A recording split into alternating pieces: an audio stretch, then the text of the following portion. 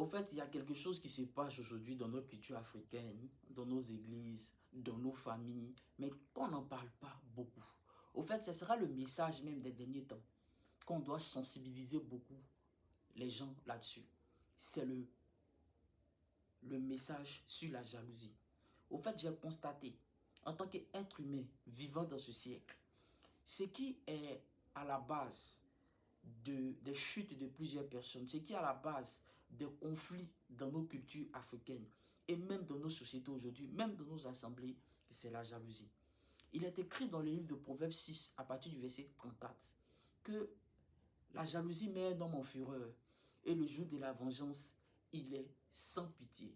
La jalousie met un homme en fureur, car le jour de la vengeance, il est sans pitié. Au fait, si tu avais quelqu'un, que ce soit à l'église, que ce soit dans ta famille, que ce soit dans ton travail, si tu constates que cette personne-là commence à te calomnier, cette personne-là, point rien, point oui, commence à ne pas aimer tes attitudes, commence à ne pas aimer ta présence, commence à te jalouser, commence à parler de toi n'importe comment, commence à te torpiller. Frère, je te dis, commence à activer le mode protection. Commence à te retirer carrément de cette personne. Parce que sa jalousie qu'il porte sera un seul objectif, de t'éliminer. Oui, Saül, quand il jalousait David, c'était pour le tuer. Joseph, quand ses frères ont commencé à le jalouser, le seul objectif qui était dans leur tête, c'est de l'éliminer. Si ce n'était pas l'intervention de Ruben, Joseph était mort.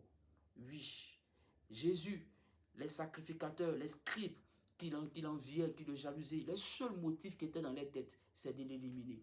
Oui, Caïn, quand il a commencé à jalouser son frère, la seule chose qui était dans son cœur, c'est de le tuer. Oui, il faudrait qu'on te dise, s'il y a un esprit de jalousie dans la vie de quelqu'un qui se trouve autour de toi, le conseil que je peux te donner, c'est de te retirer de lui, c'est de chercher à protéger. Car le jour de la vengeance, la jalousie est sans pitié. C'est de t'éliminer, c'est de t'éliminer. Au fait, je voudrais que tu te protèges dans ce siècle présent. Garde-toi, protège ton âme, protège ton esprit, ton corps et libère-toi de quelqu'un. Même si c'est ton ami, même si c'est ton frère, si tu commences à avoir cet esprit de jalousie, libère-le, coupe les ponts avec lui. Coupe les ponts, c'est ce que tu peux faire. Parce que la jalousie est très dangereuse dans ce siècle. Et c'est à la base de tous les empoisonnements au niveau de ce siècle-là. C'est à la base, la jalousie et la haine. Surtout en Afrique, j'ai appelé ça la bête des Africains. Que Dieu vous bénisse chez vous. C'est une bête des Africains qui tue l'Afrique à petit feu. La jalousie et l'envie. Que Dieu vous bénisse. Prenez soin de vous. Amen.